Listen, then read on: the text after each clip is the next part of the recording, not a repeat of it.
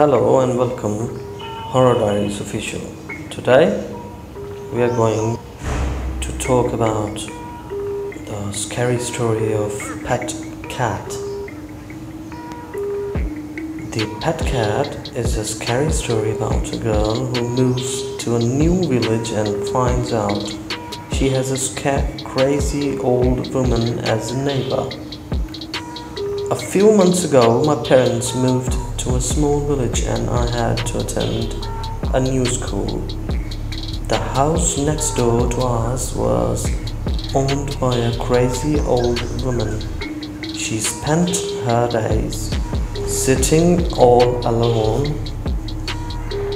on a bench in front of the house and muttering to herself under her breath. One day, when I was walking by, I noticed that she seemed to be patting something that was sitting in her lap. At first, I thought it was a cat, but when I took a closer look, I realized there was nothing there. She was just holding her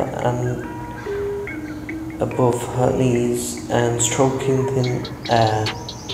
Perhaps she had a pet cat or a dog once, I thought, and it died, and in her disordered mind she thinks it's still there. I felt sorry for the old woman, and with a sigh I continued on my way. Then, one night, when I was sleeping soundly in my bed, something strange happened. I woke up to feel something hairy lying by my side. It gave me a fright and I jumped off the bed. Just then I noticed a shadow moving out of the corner of my eye. It went across the floor and out the door. I was startled, but when I calmed down, I realized it was probably just some stray cat or dog that had wandered into the house. That was when I happened to glance out my bedroom window and saw the crazy old woman next door. She was standing on the sidewalk under the street light. Her long grey hair was hanging loose and fluttering in the wind. Her eyes were wide and she was looking directly at me.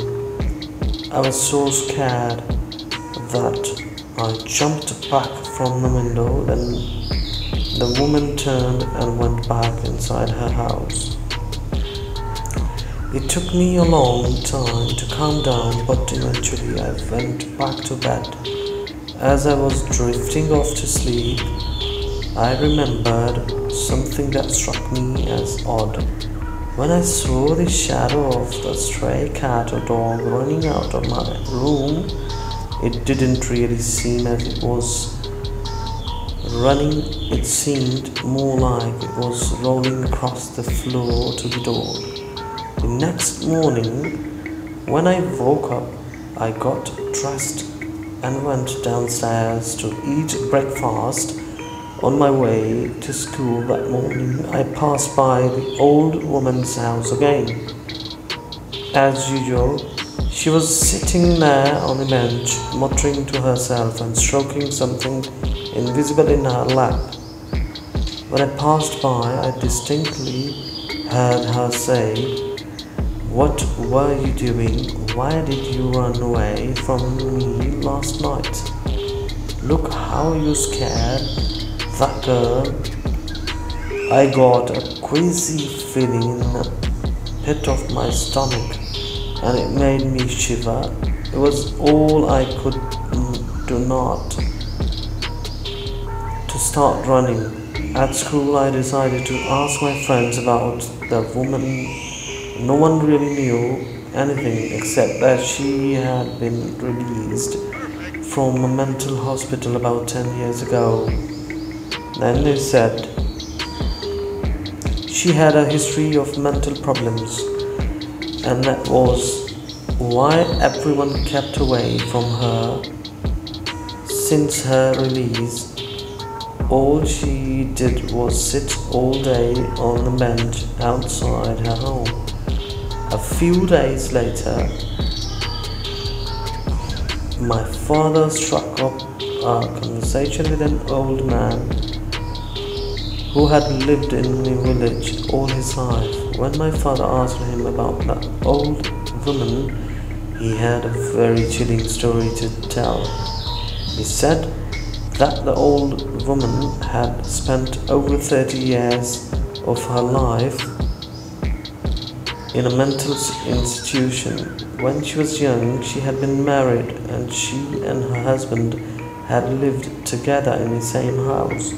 According to him, she suspected for years that her husband was cheating on her, but he always denied it. Then one night, she caught him with another woman. She hacked him to death with an axe and cut off his head. When the police came, she was sitting on the bench in front of her house with an insane grin on her face. This weird head of her husband was in her lap, and she was taking to it and stroking it gently. Bloody Bridge. This is the story of Bloody Bridge and how it got its name. It crosses the Miami-Erie Canal just outside Spencerville, Ohio, and is haunted by ghosts ever since a grisly murder happened there in 1854. A plaque erected on Bloody Bridge tells the story that gave the bridge its creepy name. During the canal years of the 1850s, a rivalry grew between Bill Jones and Jack Billings for the love of Minnie Warren. They became hated by Bill because Minnie chose Jack on a full night in 1854. Returning from a party, Minnie and Jack were surprised on the bridge by Bill, armed with an axe. With one swing, Bill severed Jack's head. Seeing this, Minnie screamed and fell into a watery grave.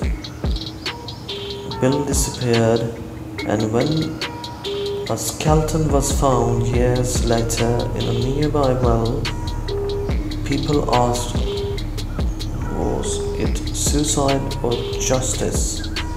Almost immediately after the murder, whispers of ghostly images seen on and around the bridge began to surface. Some people saw the ghostly apparition of a headless man walking across the bridge at night. Others say that they looked into the murky waters while crossing Bloody Bridge and saw the ghostly face of Minnie Warren staring back at them. As more and more people saw the ghostly apparitions, they began referring to the bridge as Bloody Bridge. People came from miles around and took pieces of the bridge as souvenirs.